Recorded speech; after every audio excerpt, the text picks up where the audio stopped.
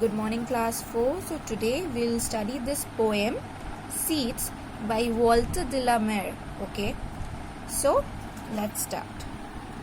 The seeds I sowed for weeks unseen have pushed up pygmy, that means very short, shoots of green, young stem or plants.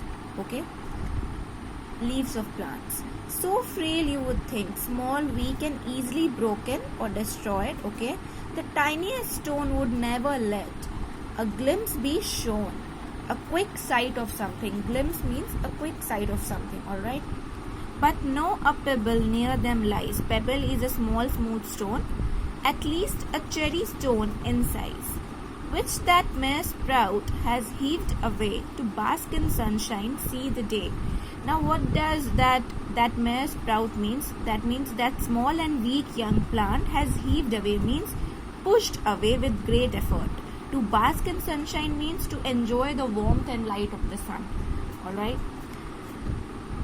So the poet of this poem is Walter de la Mare. He was an English poet, short story writer and a novelist. He is best remembered for his poems for children. In this poem, the speaker attempts to show the difference between the weak and the strong.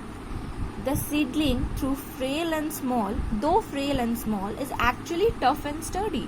It is strong enough to make space for itself and grow, even if it has to push aside a large pebble to do so.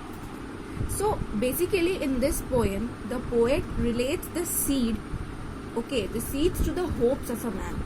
Okay, the poet was having the seeds in his hand, and at the same time he was having the seeds of his hopes. Okay, his hopes means his dreams. So within himself, alright, he had such hopes along with the hope of a seed.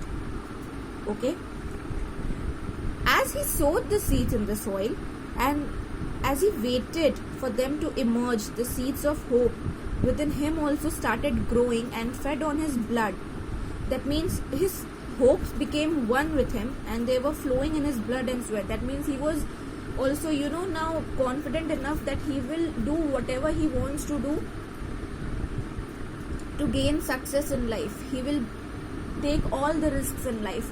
He learned that from the plant, from the little seedling, that if a little seedling can, do so many things, like, when we see a small plant, it looks like really weak and really frail, right?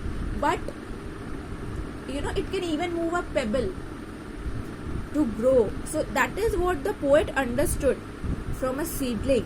So he was full of hopes for his dreams to come true, and as the plant in the soil grew, he also felt the sense of youth with hopes in him. So he also, his hopes also became more confident and more lively. I mean, he decided that, he will do anything to, make his dreams come true. The plant in the soil bore fruit. So when the plant actually grew, okay, as the plant grew and it bore fruits, it had fruits.